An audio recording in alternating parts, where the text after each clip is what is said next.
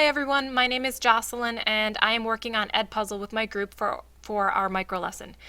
The two things that I want to show you today in this very quick tutorial are how to view student progress and how to grade questions.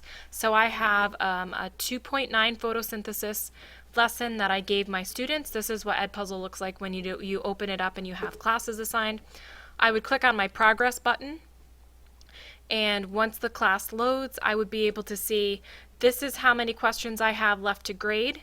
When I click on that button, it gives me the student names, it gives me a review of what the question is. I can see all of the responses by question rather than by student, and I can very quickly go through and grade these. So why do we see leaves as green? Green light is being reflected off. Notice what happens. I hit the green button. The next student automatically bumps up to the top of the list, so there's no need to actually have to scroll down as you are grading the questions. As soon as you do that, it automatically updates the grades on this screen. I haven't graded these questions yet, so it looks like my students did poorly. Maybe they did, but I don't know that yet.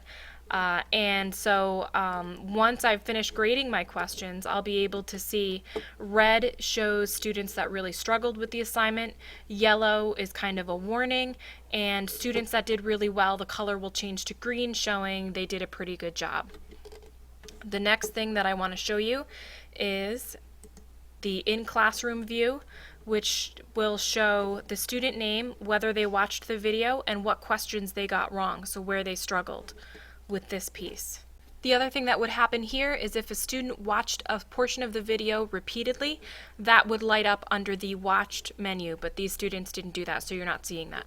Notice the difference between the in-classroom view where we are now and the homework view where we started. And then over here we have a student view, which is where we are now, and then we can also click the question view, which will allow us to see how well students performed with the specific questions, and this is looking at the class as a whole, which is a nice feature. That ends my tutorial for today, and if you have any questions, feel free to get in touch with me online. Thanks.